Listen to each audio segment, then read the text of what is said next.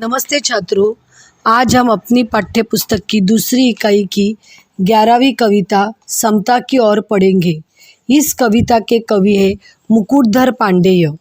प्रस्तुत कविता में कवि ने शिशिर ऋतु में पड़ने वाली अत्यधिक ठंडक से परेशान प्राणियों, साधन संपन्न एवं अभावग्रस्त व्यक्तियों के जीवनापन का सजीव वर्णन किया है। कवि का कहना है कि धनवान और निर्धन दोनों भाई भाई है। समाज में अमीरों को गरीब भाइयों की भलाई के बारे में अवश्य विचार करना चाहिए।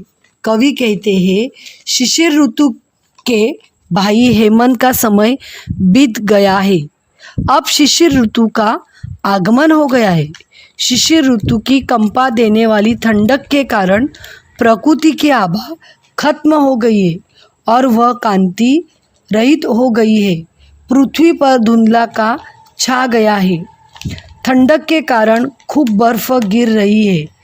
इससे तालाबों में खिले हुए कमल के फूलों को बहुत कष्ट हो रहा है। कवि कहते हैं कि यह कष्ट कुछ उसी तरह का है जैसे किसी निर्दयी और अन्यायी राजा के तरह तरह के दंडों से उसके राज्य की प्रजा दुखी होती है। रात्रि के समय बहुत ठंड होती है। ऐसे समय लोग अपने अपने घरों में जाकर सो जाते हैं, पर ठंड के मारे बाहर कुत्तों और सियार जैसे जानवरों का बुरा हाल है।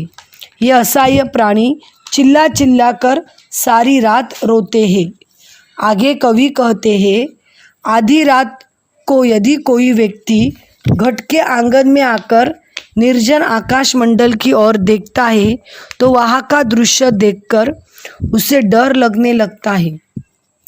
ठंडक भरे इस मौसम में आकाश के तारे भी धुंधले दिखाई देते हैं और चंद्रमा का रंग पीलापन लिए हुए सफ़ेद हो गया है। इन्हें देखकर ऐसा लगता है जैसे किसी राज्य पर कोई राष्ट्रीय संकट आ गया हो। कवि कहते हैं कि शिशिर ऋतु की कष्टदायी ठंड में धनी वर्ग व्यक्तियों को आनंद ही आनंद है।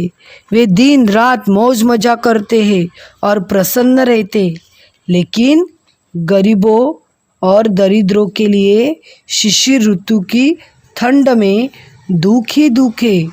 धनिक वर्ग के लोग हलवा पूड़ी और ताज़ी दूध मलाई खाते हैं और ठंडक का आनंद लेते, लेकिन गरीबों और दरिद्रों को सूखी रोटी और सब्जी भी नसीब नहीं होती, यानी उन्हें उपवास करना पड़ता है। आगे कवि कहते हैं, धनिक वर्ग के लोगों पर ठंड का कोई असर नहीं होता। वे रंगीन और मूल्यवान शाल दुशाले ओढ़ते हैं। इससे उन पर जाड़े का तनिक भी असर नहीं होता। मगर ऐसे समय गरीबों की बुरी हालत होती है। उन्हें कांपते हुए दिन रात काटनी पड़ती है और ऊपर से उन्हें ओस और पाले का भी सामना करना पड़ता है। धनिक वर्ग के पास सुख के तरह तरह के साधन होते हैं और वे सुंदर सुंदर घरों में रहते हैं।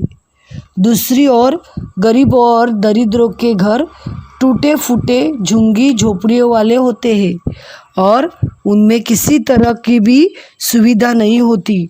वहाँ सदा उदासी का माहौल रहता है। कवि कहते हैं कि पहले सब लोग प्रकृति पर निर्भर करते थे। किसी को पेट भरने यानी शुभदा पूर्ति की कोई चिंता करने की आवश्यकता नहीं थी। प्रकृति से ही सारी आवश्यकताएं पूरी हो जाती थी।